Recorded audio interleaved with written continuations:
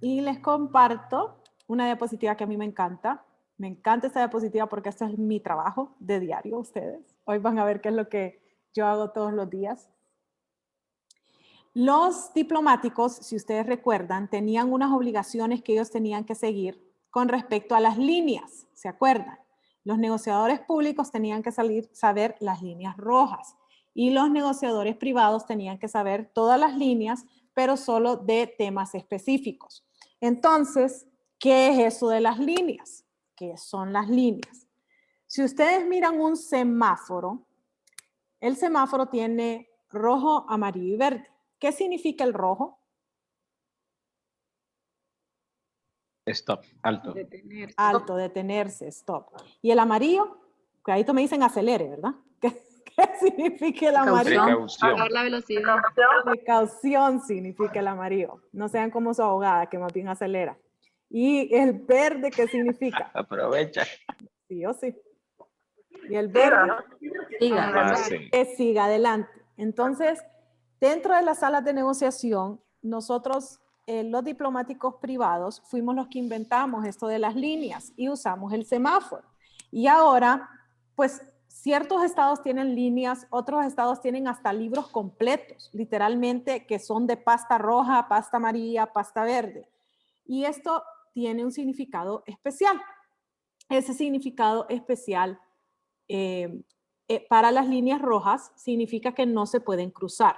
Es decir, no debemos de negociarlas, son altamente sensibles y resulta que las líneas rojas usualmente usted las conoce, ya sean las suyas o las de sus contrapartes, por decirlo de alguna manera. Para Honduras, por ejemplo, yo no conozco las líneas rojas, no las he tenido en posesión como para decirles estas son, pero yo me imagino que para Honduras una línea roja es el tema de las remesas.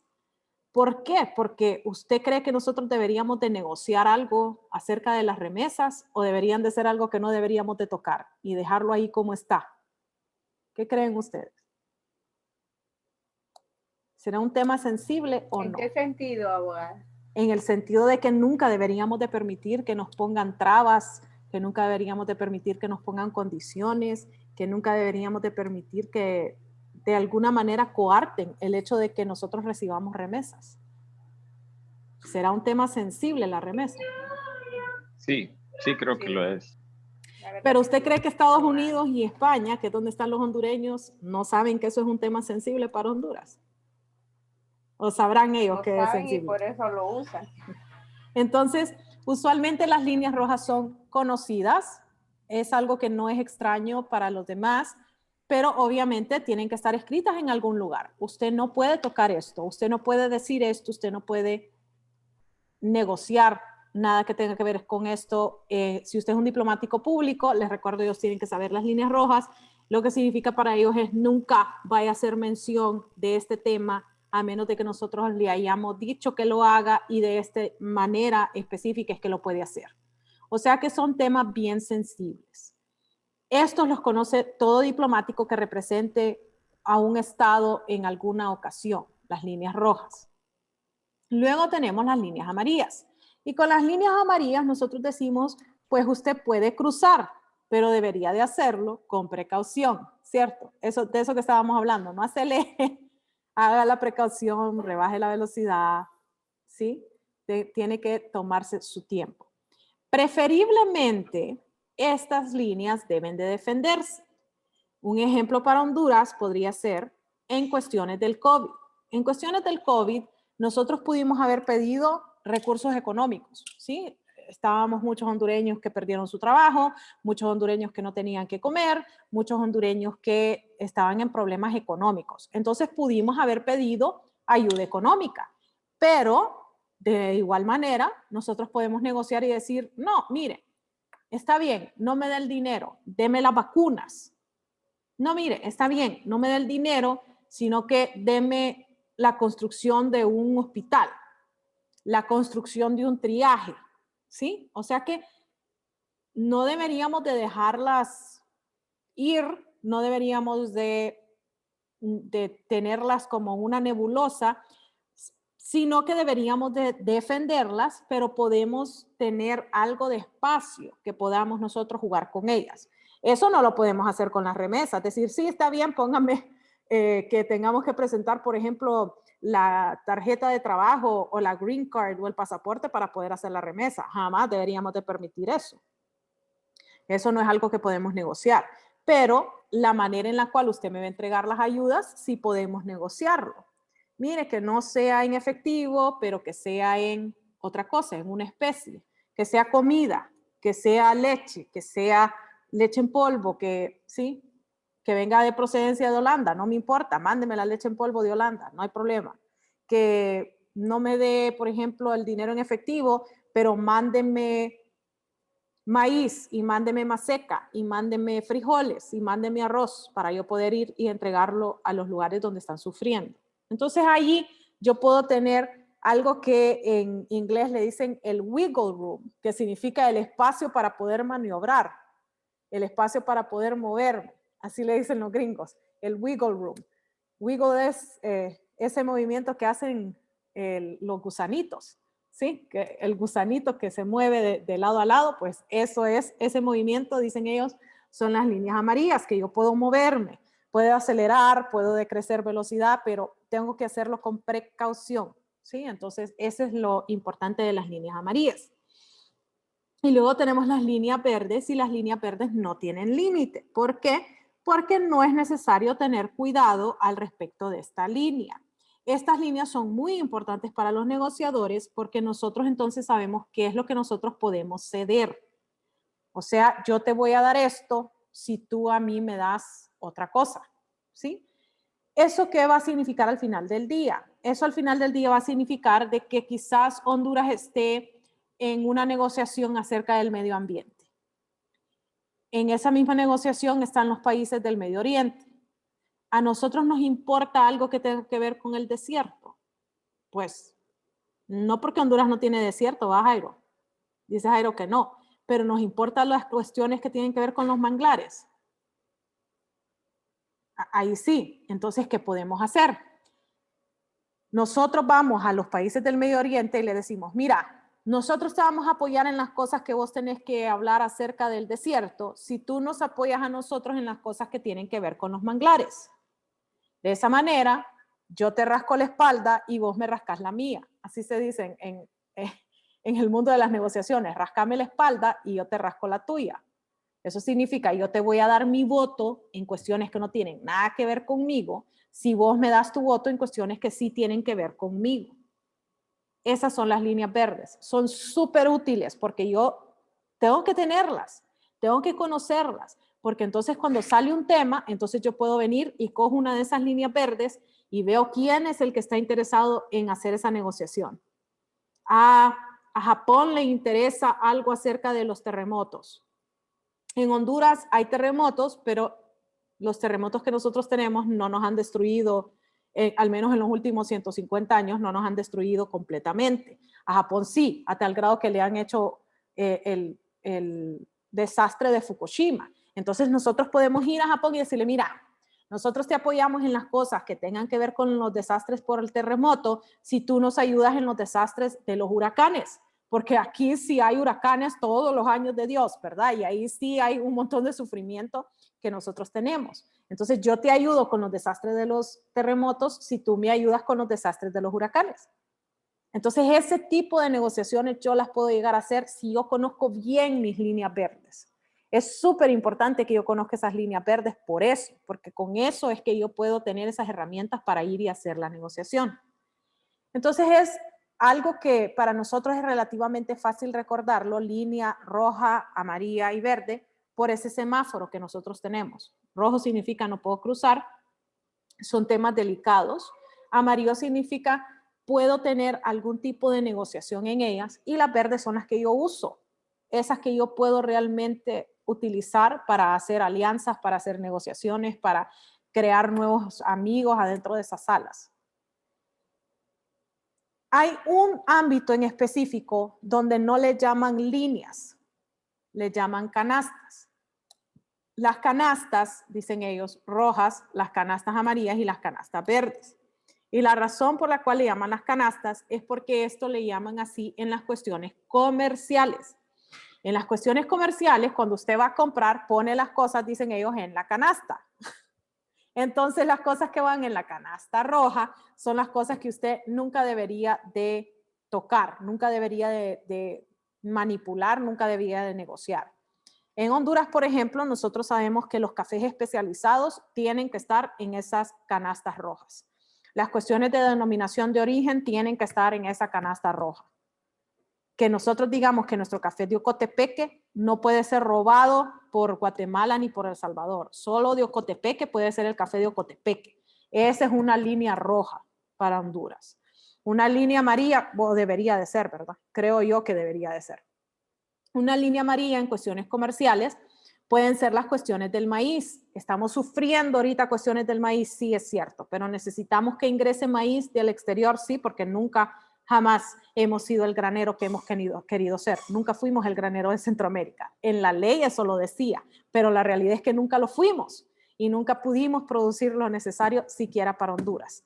Entonces necesitamos ingresar esos productos de afuera. Entonces, línea amarilla, podemos negociar, tal vez hacer una cuestión donde podemos vender nuestro maíz a ciertos lugares o que podemos quedarnos con cierta cantidad de maíz o sí, podemos hacer algún tipo de negociación con el maíz. Línea verde para Honduras sería algo como, por ejemplo, vamos a ver, algo que no es de acá, que es comercial, un iPhone. El iPhone nosotros no lo creamos, ni creamos ninguno de los componentes del iPhone. Sí, no hacemos la pantalla, no hacemos la tecnología, no hacemos el ensamblaje, no hacemos nada. Entonces nosotros podemos ir a lugares como México. Dígame, Jairo. El caso también del vehículo, el Toyota. Sí, igual, los carros. La BM, por ejemplo, que estaba tratando de poner una planta y estaba buscando un lugar y nosotros perdimos esa planta por cuestiones muy interesantes. Pero sí, nosotros no tenemos esas plantas de ensamblaje. Entonces yo puedo ir, por ejemplo, a México y decirle, México, yo te voy a apoyar en que tú seas el que tenga las plantas de ensamblaje de la Ford, algo que está pasando ahorita, que la Ford se va para México. Nosotros te vamos a apoyar en eso. Si tú nos apoyas en que nosotros sigamos siendo el centro de ensamblaje de Tommy Hilfiger. ¿Cuál es el interés de hacer algo así desde el punto de vista comercial? El trabajo, usted, solo quiero que se imaginen, ¿qué vamos a hacer con la Limi Choloma si cerramos todas esas maquilas? ¿Dónde va a trabajar esa gente? Piénselo. ¿Dónde va a trabajar esa gente? Como que esa no es opción, ¿verdad? Entonces, claro que desde el punto de vista comercial a nosotros nos interesa que aquí hayan maquilas y nos interesa desde ese punto de vista, desde el punto de vista de todo ese trabajo que se crea por esas maquilas, que si es un trabajo de alta calidad, miren, es que tampoco es un trabajo de alta calidad estar poniéndole un tornillo a la puerta de un Ford, no es un trabajo de alta calidad, por algo es que los gringos no lo quieren hacer, así les digo yo muchas veces. Piénselo, porque el gringo le va a cobrar carísimo por estar pegando esa tachuela adentro de la puerta del Ford. Entonces nosotros que literalmente no tenemos ni qué comer, más bien damos gracias de que haya maquila porque ahora hay trabajo. ¿Okay? Entonces desde el punto de vista comercial es importante que existan esos lugares de trabajo. Acuérdense que el comerciante no solo está viendo la empresa que él tiene, sino que está viendo quién puede gastar en los productos que él hace y en los servicios que él brinda. Eso es muy importante, porque si no hay dinero para que usted me compre mis cosas, ¿quién me las va a comprar? Está como difícil, ¿verdad? Yo tengo yo 2 millones de bananos y nadie que me los compre, ¿qué hago yo con los 2 millones de bananos? ¿A quién se los doy? A pérdida, los voy a dejar ahí como que se vayan a pudrir, no puedo, ¿verdad? Entonces el comerciante le interesa ese flujo de dinero, le interesa que usted tenga trabajo, le interesa que usted le trabaje a él, pero también le interesa que haya gente trabajando que gaste el dinero en lo que él hace. Entonces es bien importante. Por eso es que nosotros en las cuestiones comerciales no hablamos del semáforo ni de las líneas, sino que hablamos de las canastas. Decimos en la canasta roja usted ponga lo que nunca debería de negociar, en la canasta amarilla en lo que puede tener algún tipo de negociación y en la verde en la que usted simplemente no le importa y entonces puede ir a negociar con esa línea verde, usted puede ir a negociar para que a usted se le den las cosas. ¿Tienen preguntas sobre las líneas?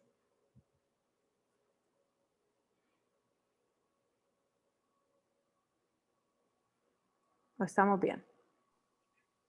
No, abogada. Ok, me encanta cuando me Abogada, dicen, dígame. yo tengo una pregunta.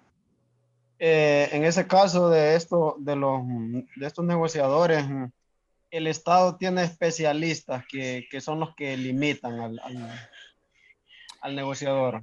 Ok, buenísima pregunta. El Estado de Honduras yo no conozco, más que en las cuestiones comerciales, yo no conozco que tengamos negociadores expertos. Se los digo muy en serio. No los he visto en Naciones Unidas. Desde el 2011 que tengo de trabajar ahí, no he visto yo a los negociadores. No los conozco. Yo he estado en la sala y no los conozco. Entonces, ese es un problema que nosotros tenemos. Es un problema de capacitación, es un problema de retención, es un problema que también nosotros tenemos por el hecho de que no nos gusta contratar personas fuera de Honduras. ¿Qué es lo que hacen otros estados?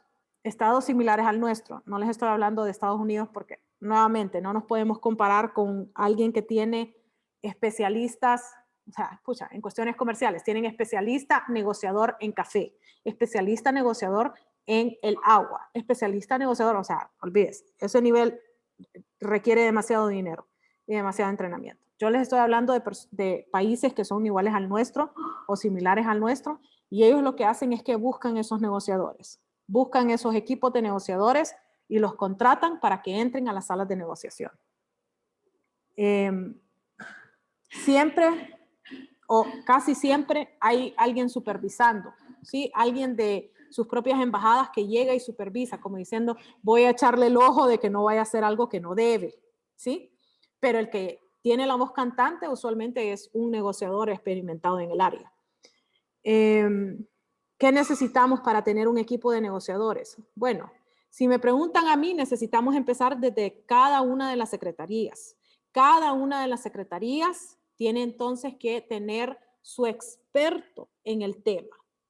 Entonces, la Secretaría de Agricultura y Ganadería tiene que tener un experto sobre la ganadería, un experto sobre la agricultura, un experto sobre sistemas de riego, que pueda contestar el teléfono a ese negociador a cualquier hora. En esos días determinados que van a haber negociaciones, en cualquier hora yo le puedo hablar a ese experto que está adentro de esa secretaría a que me dé respuestas. Eso necesitamos hacerlo mucho antes de entrenar a los negociadores, porque les digo algo muy en serio. Los negociadores usted los encuentra en cualquier parte. Usualmente los negociadores, los abogados, somos expertos negociadores. Eso es lo que hacemos todo el día. Negociar a favor de nuestro cliente. Entonces el negociador no es el difícil de encontrar. Sí es difícil encontrar uno que sea fiel. Ese sí es difícil. Pero encontrar un negociador no es lo difícil. Lo difícil es quién le va a dar la información a ese negociador. ¿Quién le va a dar las líneas de negociación a ese negociador? Y si yo no tengo desarrollado eso a nivel de cada secretaría, está difícil que ese negociador pueda hacer algo. O sea, usted me puede contratar a mí y me manda y me dice, anda, negocia a favor de Honduras. Y lo primero que le voy a preguntar yo son cuáles son las líneas. Y si usted me dice, no hay, pues entonces yo voy a hacer lo que yo quiera. Piénselo. Le digo, mire, aquí está, pagadita todo, váyase, haga la negociación. ¿Y qué tengo que negociar? No sé. ¿Y qué es lo importante para Honduras? A saber, ¿qué es lo que no puedo negociar? Mira, ahí hay unos empresarios que están fregando que no deberías de negociar cosas de, no sé, la importación de tintes para las maquilas. Entonces eso, no negocies eso. El resto puedes hacer lo que quieras. No. Tenemos que sentarnos, tenemos que hacer eso, tenemos que hacer ese trámite de crear esas líneas de negociación. Toma tiempo, toma dinero, hacerlo, pero es necesario hacerlo. Si no, ¿usted a qué va? Piensen. ¿A qué van esos negociadores si no saben qué es lo que van a negociar? Pero entonces sí se da eso, abogada, de que los dejan, se puede decir, a la deriva, a que Pues sí. negocien como ellos. Ese es el problema. Dígame, Iris. Y si el negociador comete un error ahí, perdón. No, yo muy bien, mire, yo de negociador muy bien, gracias. Usted no me dijo que era lo que yo tenía que hacer, aquí está el contrato. Gracias a Dios. Cuénteme, Iris. She needs to- Abogada, una consulta, no sé si viene el tema, no estoy muy enterada, solo lo miré hoy en las noticias con relación a lo del INA, creo que es acerca de una donación de un programa que supuestamente es para sectorizar lo que es la zona territorial. No sé si es que se va a someter a través de ese programa alquiler de tierras a través del INA. No sé si lo comprendí, no sé si usted sabe acerca de esa negociación, porque sí parece que fue una negociación y que a través de ese programa se van a poder alquilar tierras nacionales y que conste que no está dentro de lo que, que son las sedes. Ni idea. No sé si usted tiene No, ni idea. No tengo sí, la más mínima. hoy escuché a la señora diputada Valesca Zelaya, creo que se llama. Uh-huh. La que está en la lista. Ella estaba explicando, la que está en la lista, Ajá. Que no sé cómo está en el Congreso, ¿verdad? Hasta por su forma de expresarse, ¿verdad? Para explicar acerca de lo que la gente, el personal, porque uno se da cuenta por los sindicatos en realidad. El sindicato vino y dijo que iba a paro de labores debido a que no les habían explicado acerca de este tipo de tecnología que se va a aplicar, que creo que quien está haciendo oposición ahorita es Luis Redondo, en cuanto a ese tema, porque supuestamente a través de esa plataforma se van a poder alquilar tierras del Estado que están ociosas. Son ociosas. Bueno, es que en realidad si usted mira qué exactamente era lo que buscaba la reforma agraria, usted va a ver que ahí decía que era para el que produce la tierra. Entonces el hecho de que usted haya, porque históricamente la ley agraria, la reforma agraria nunca se dio. ¿Dónde están esas tierras? ¿Quién las está produciendo? Todas las que han dado, usualmente se ha usado como un tema político, la reforma agraria, pero que las produzcan las personas a las que se las han dado, no lo veo en ningún lado. Y dicho sea de paso, la reforma agraria dice que se tiene que dar preferencia a la mujer en el campo. Eso dice la reforma agraria. Que si está Jairo y está Iris queriendo la misma tierra, la tierra le va a ir a Iris, no a Jairo. Eso dice la reforma agraria. Y muy bien, gracias, no lo he visto yo. En función, nunca lo he visto. El hecho que ahora quieran alquilar tierras, me parece interesante. O sea, se los digo en serio, me parece interesante. Hay que ver cuáles tierras son, a dónde están y para qué las van a alquilar. Hay que ver. Esa es la verdad. Me parece interesante por el hecho de que alquilándola, entonces el Estado no perdería la tierra, porque en la reforma agraria el Estado sí pierde la tierra.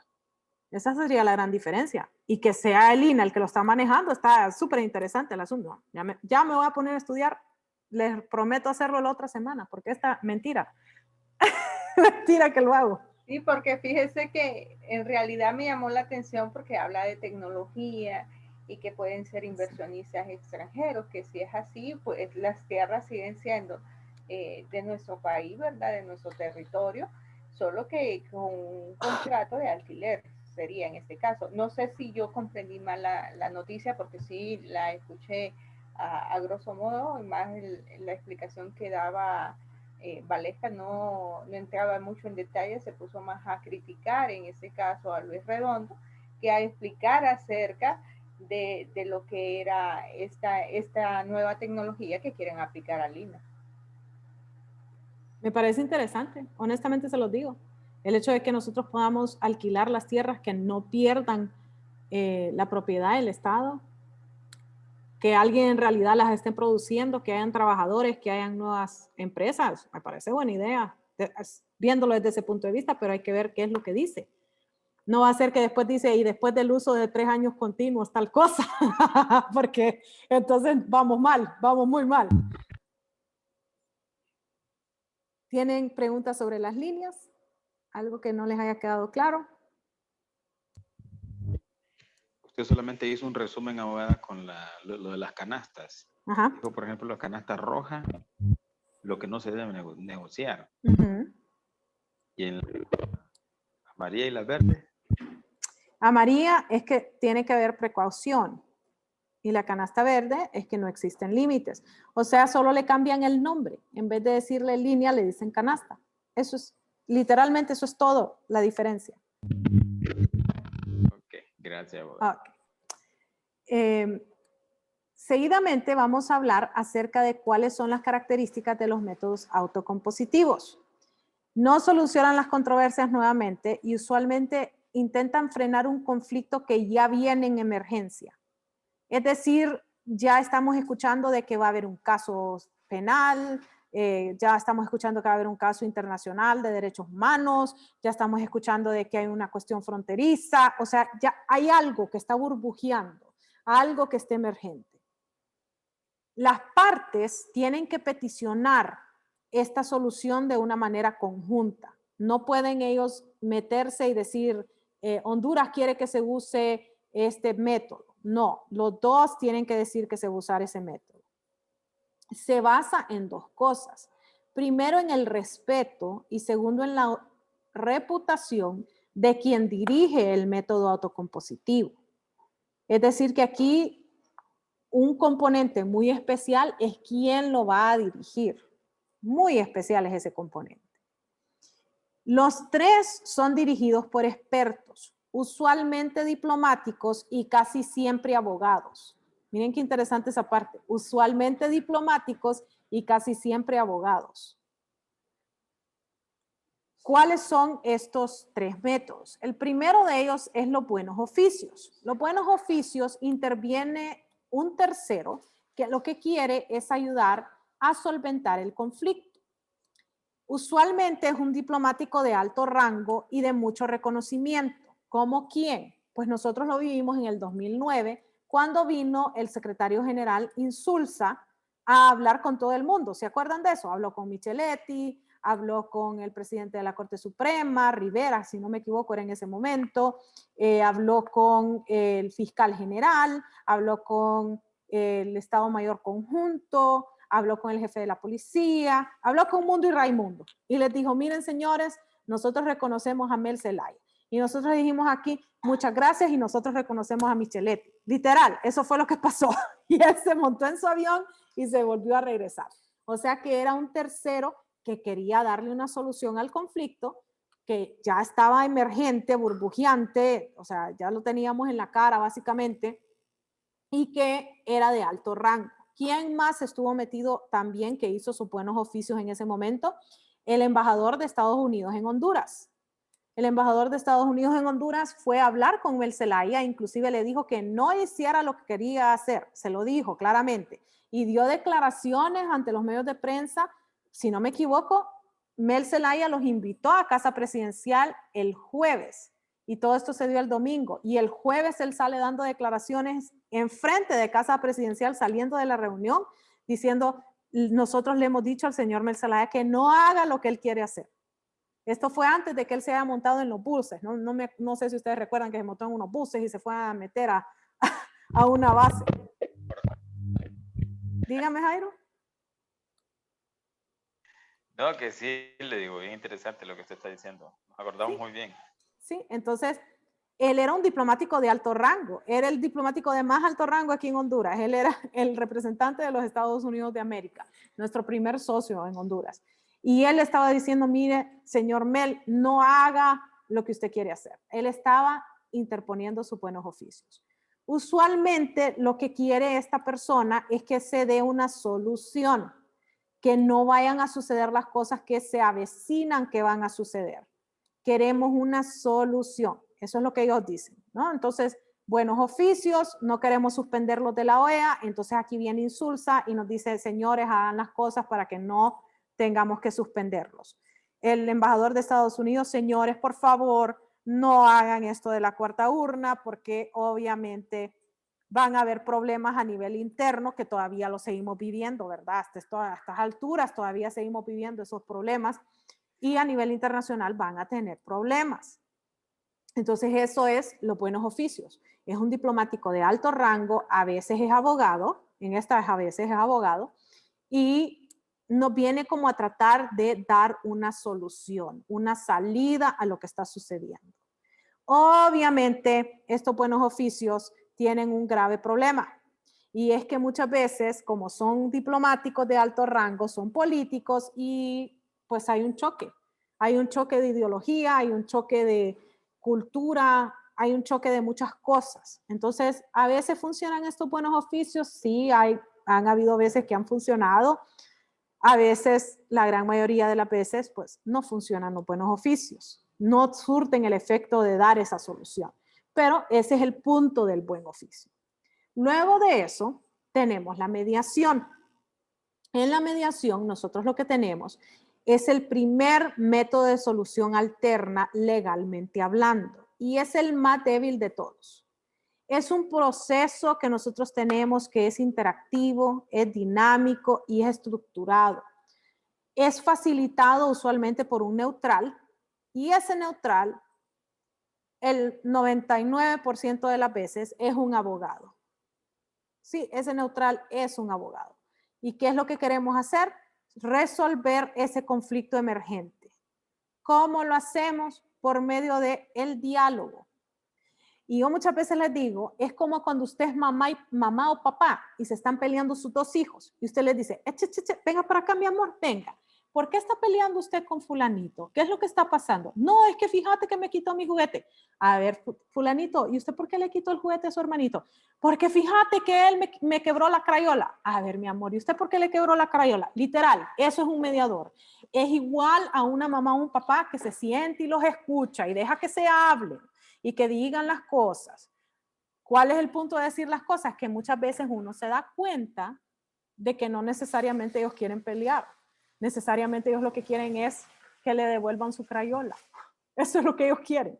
Entonces, la mediación, aunque es un método débil, tiene efectos que pueden ser bastante buenos.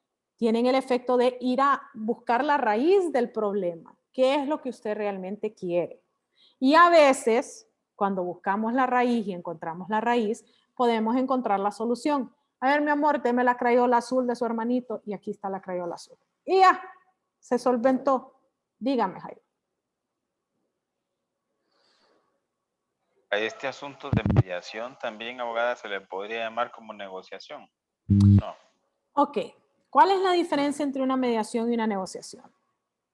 En la negociación nos sentamos en una mesa, todos los participantes, pero no hay nadie que dirija ese diálogo.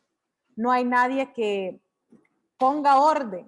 No hay nadie que le diga baje los ánimos. No hay nadie que diga no insulte. Todos estamos en base de igualdad. Ya con una mediación, aunque estamos sentados en la misma mesa, hay alguien que se llama mediador que le dice, a ver, fulanito, cuénteme usted. Y entonces el otro va a empezar a gritar y le va a decir a usted, no, ahorita le toca hablar a Honduras. A ver, Honduras, dígame. A ver, Nicaragua, dígame cuál es su versión. ¿Qué es lo que está pasando? ¿Por qué usted no está permitiendo de que entren los huevos de Honduras a Nicaragua? Cuénteme qué es lo que usted está pensando, por qué se siente ofendido, no sé qué. Es que ellos están haciendo una cuestión que se llama dumping.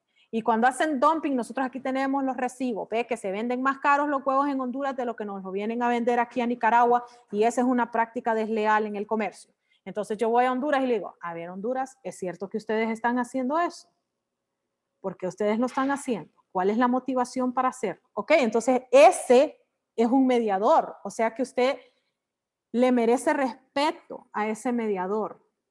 Y usted tiene que escuchar y seguir como la estructura de ese diálogo que ese mediador está tratando de hacer. Ese mediador tiene que tener una paciencia de ángel, dicho sea de paso. No es fácil. No es fácil ser mediador. Y ustedes que son papás me pueden decir si es o no es fácil ser mediador entre los hijos. Ahora imagínese eso a nivel de los estados, ¿verdad? ¿Cómo será esa mediación? Dígame, Jairo. También podemos decir, abogada, que tiene similitud la mediación con la parte de su carrera como arbitraje. El arbitraje lo vemos como el método más fuerte de solución alterna. Este es el más débil. ¿Por qué? Porque es un diálogo, no hay resultado por escrito, todo queda en la palabra hablada, en el recurso hablado. No existe nada tangible, nada accionable, pero como les digo, lo bueno de la mediación es que a veces llegamos a la raíz del problema. Y teniendo el raíz del problema, pues podemos tal vez llegar a la solución. Tal vez, no siempre, pero tal vez podemos llegar a la solución. Esa es la mediación. Sí, tiene relación con el arbitraje. Esta es la más débil. El arbitraje es más fuerte, es el más fuerte. ¿Ok? ¿Cuál es el tercer método autocompositivo? El tercer método, ahí está, es la conciliación. La conciliación es el método intermedio, es decir, está la mediación, después la conciliación y por último el arbitraje. En la conciliación, nosotros lo que tenemos es un proceso formal. Ya formalmente nosotros le damos el nombre de conciliador a alguien, le tenemos que pagar honorarios por ser ese conciliador, tiene que haber un escritorio donde se siente el conciliador y ustedes ya se sientan separados, o sea que ya no estamos en la misma mesa, ya no hay cafecito, ya no hay donita, no hay sandwichito, sino que ya las partes están un poquito más agresivas.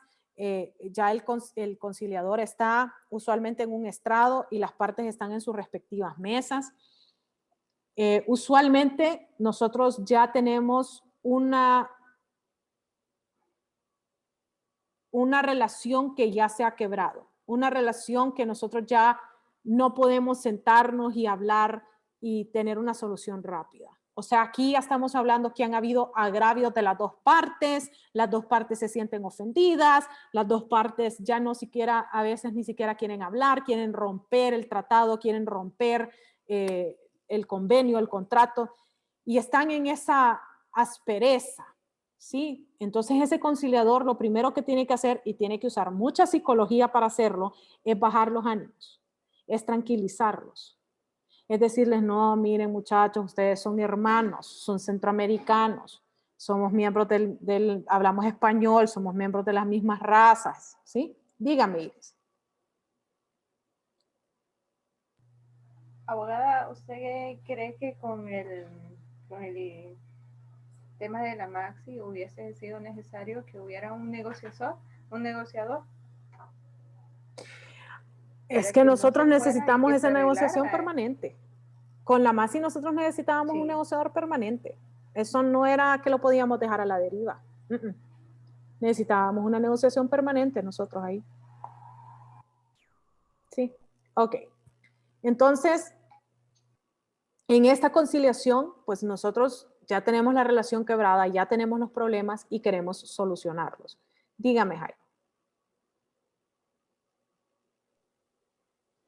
En ese aspecto, abogada, donde dice un conciliador no por las partes, y si ese nombramiento de ese conciliador va a generar también asperezas, porque no estoy de acuerdo, usted es el país tal y yo soy este otro país, y le dice, está de acuerdo con ese negociador al que vamos a contratar, el conciliador, perdón. Sí, mire. Pero yo le digo, no, yo no poner el mío, y usted no está de acuerdo con el mío. Conciliador solo es uno, y lo nombramos de común acuerdo ese uno. Por eso es que tiene que ser una persona que tenga respeto y que tenga reputación. Entonces, si ustedes recuerdan, nosotros tuvimos un proceso de conciliación por las actuaciones del 2009, y el conciliador que nosotros, ¿se acuerdan quién fue el conciliador que nosotros pusimos? ¿Quién se acuerda? No me acuerdo del nombre, pero fue el señor ese del Premio Nobel de la Paz. No me acuerdo cómo se llama. ¿Presidente de dónde, Jairo? No recuerdo. De Costa Rica, correcto, de Costa Rica. El presidente de Costa Rica, nosotros decidimos hacerlo a él el conciliador justamente porque él había sido Premio Nobel de la Paz, justamente porque fue a Costa Rica que llegó Mel Zelaya, justamente porque tenía mucho respeto, ¿sí? Por eso es que decidimos nosotros nombrarlo al expresidente de Costa Rica como el conciliador. ¿Resolvió algo?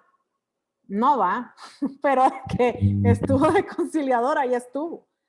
Ok, entonces eso era una conciliación. Algo también bastante interesante es que el conciliador se reúne con las partes por separado. O sea, yo voy primero a un lado y después voy al otro para que me cuenten su historia. Porque a veces es como cuando, nuevamente, yo voy a los papás, cuando ya se dieron golpes los hipotes, cuando ya no es solamente insultando y todo, que usted los separa de cuarto y va y habla primero con uno y después con el otro. Igualito es el conciliador. Es que a mí muchas veces me dicen, abogado, usted lo hace sonar tan sencillo. Bueno, vaya a hablar con un papá que tiene hijos de la misma edad, a ver si es sencillo hacer papá en esos momentos o ser mamá en esos momentos. Y aquí le estamos metiendo ya el componente legal, ¿no? Entonces, los separa primero, habla con ellos por separado. ¿Qué es lo que está pasando? Cuénteme qué es lo que está pasando, ¿sí? Lo segundo que hace es que ya reúne a las partes para que hablen unos con el otro. O sea, vamos a platicar. ¿Qué fue lo que pasó? Cuéntenme cuál es su versión. ¿Cuál es la importancia de hacer eso? Que a veces usted en privado dice cosas que en público no. ¿Verdad que sí? Entonces, en privado, usted le puede decir al conciliador cosas que quizás cuando esté la otra parte no se las va a decir. Entonces, la importancia de primero reunirse por separado es verificar las historias que me están contando. Sí, Dalila, es paciencia lo que tiene que tener este conciliador y mucha paciencia la que tiene que tener el conciliador. Lo siguiente es que el conciliador no tiene una jurisdicción legal. Aunque, como les dije, 99% de las veces el mediador es un abogado, 99% de las veces el conciliador es un abogado también. Esto significa de que la resolución que él dé no es una resolución legal, no es accionable, no es ejecutable. ¿Ok? Entonces, no tiene una jurisdicción legal esta conciliación. El conciliador no tiene la autoridad de evacuar medios de prueba. Lo único que vamos a ir a hacer ahí es a reunirnos para hablar qué es lo que está pasando. Pero yo no puedo decirle, tráigame entonces al testigo que fue a la casa y que vio cuando irrumpieron en la casa, y tráigame al jefe de la Guardia de Honor y tráigame al del Estado Mayor Conjunto. No, nada de eso, yo no puedo hacer nada de eso. Yo lo único que puedo hacer es escuchar a las partes. Eso es todo lo que yo puedo hacer. ¿Ok? El conciliador usualmente no emite una resolución. Y digo usualmente porque sí han habido momentos en donde se emite una resolución, pero no tiene ninguna fuerza ejecutable. Hace como decir un informe. Eso es lo que él hace. Entonces, usualmente no hay nada por escrito y lo que resulta es en un acuerdo verbal o un pacto de caballeros. Eso es en lo que resulta, en un acuerdo verbal o un pacto de caballeros. Y obviamente, pues existimos los abogados porque muchos de esos pactos de caballeros y acuerdos verbales no se han respetado. Por eso es que existimos nosotros, así de sencillo, ¿verdad? Y eso en cuestiones privadas, en públicas y en estatales. Por eso es que nosotros existimos. El conciliador no adjudica los casos, es decir, él no le va a decir, sí, tuvo razón el fulano y el mengano es el que tiene que hacer esas reparaciones, tiene que pagar un reparador. No, nada de eso va a ser un conciliador. Él no va a decidir quién es el culpable, quién es el inocente. ¿Por qué? Porque él ni siquiera va a evacuar pruebas, ustedes. Si no voy a evacuar pruebas, ¿cómo yo voy a decirle quién es el culpable, quién es el inocente, quién es el que falló a la verdad, si ni siquiera voy a evacuar pruebas? No se puede, ¿verdad? Entonces, el conciliador no va a adjudicar un caso, no va a hacer eso. Por eso es que les digo yo que usualmente lo que hace es un informe, un informe. Y lo último es que no va a otorgar indemnizaciones. Ese conciliador no va a decir, y entonces como usted es el culpable, tiene que pagar 10 millones. No, eso tampoco va a suceder. Termino con la pregunta de Jairo y de Iris. Cuénteme, Jairo. Sí, solamente, bueno, es que en la parte de arriba dice que se nombra por las partes, pero si, por ejemplo, las Naciones Unidas toma consideración y puede nombrar un conciliador para resolver tal asunto. No. Este sí. No. Naciones Unidas, la OEA, el SICA, el CIECA pueden recomendar un conciliador.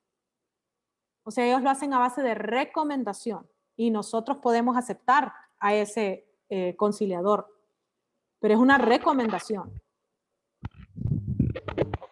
último, abogada, es esta persona que las partes contratan o consideran para que puedan mediar mediar el conflicto o las relaciones quebradas, como dice ahí,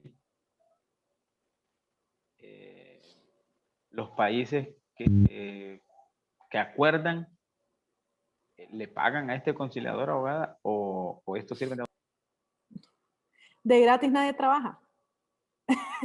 Y espero que se acuerden de eso. Nunca trabajen de gratis. De gratis nadie se trabaja. No, no, no. Hay que pagarle. Bueno. ¿Quién les Dependiendo paga? del sapo la pedrada, ¿verdad? Dependiendo del sapo la pedrada. Si es Honduras y El Salvador es una cosa. Si es Estados Unidos y Canadá es otra. Abogada, ¿y quién les paga a ellos? Los estados. Cada estado le paga a Sí, los abogados. usualmente 50-50. Sí. Iris, ¿resuelva o no resuelva? ¿resuelva o no resuelva? Pago No, anticipado. abogada, creo que mi manito quedó levantada, pero Ok. ya que tengo uso de la palabra, quería hacerle una consulta con respecto a las grabaciones que quedan guardadas en YouTube. Sí. Es que he tenido un poco de complicación al encontrar las clases grabadas, pero de la clase de ahorita, de ese periodo, porque las que encuentro son las del periodo pasado. Yo verifico, cuanto a no se preocupe, yo internacional y todo. verifico y se las hago llegar. Ok. Gracias, abogada. Nos miramos mañana entonces, muchachos. Gracias por estar conmigo hoy. Buenas noches. Buenas noches.